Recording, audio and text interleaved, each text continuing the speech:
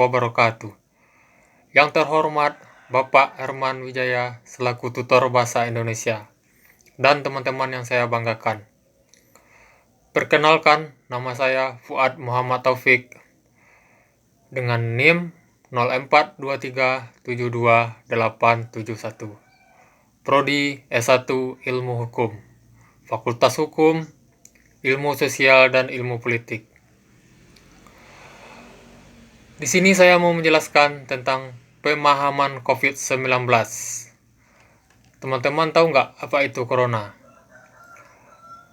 Terlebih dahulu saya menjelaskan COVID-19. Apa kepanjangan dari COVID-19? Yaitu Coronavirus Disease 19. 19 merupakan tahun penemuannya di Cina, tapi akhirnya tersebar ke seluruh dunia.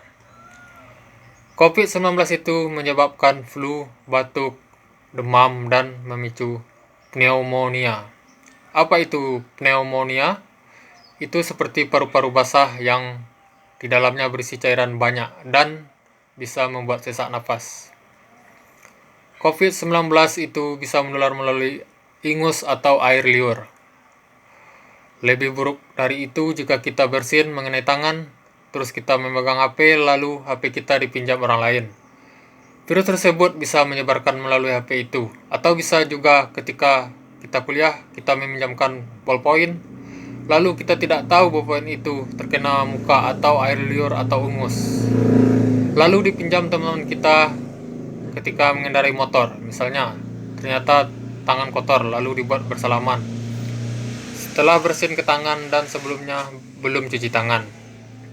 Virus corona ini berbahaya. Sekitar 1% dari orang yang tertular virus ini meninggal dunia.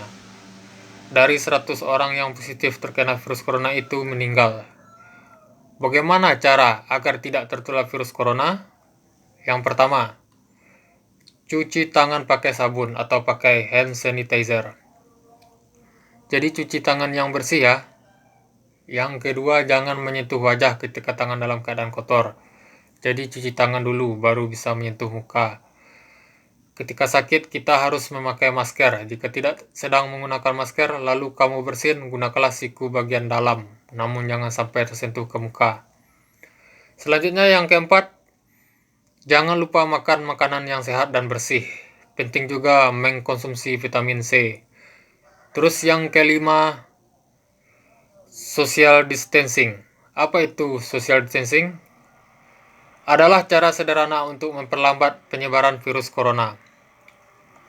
Bagaimana cara melakukan social distancing? Pertama, kita harus bertemu orang. Kita harus menjaga jarak, apalagi dalam situasi ramai, jangan berdekatan.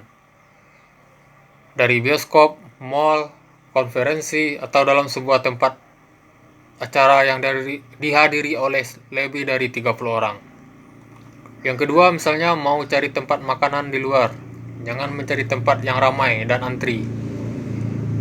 Apa sebabnya? Karena kita tidak tahu siapa yang tertular corona atau tidak. Bisa jadi ada yang tertular lalu menyebar juga ke kita. Nah, makanya cari tempat makan yang sepi. Beli lalu makan di rumah. Ketiga, kalau mau keluar, misal ke kafe, mungkin bisa mencari tempat yang sepi. Jangan pilih tempat yang ramai. Di sana bisa menjaga jarak juga. Jika ada keramaian bisa menjaga jarak lebih jauh. Yang keempat, ketika ketemu dengan orang, ketemu teman, berinteraksi dengan mereka, sebisa mungkin berjarak agar jauh, kira-kira 1,5 meter.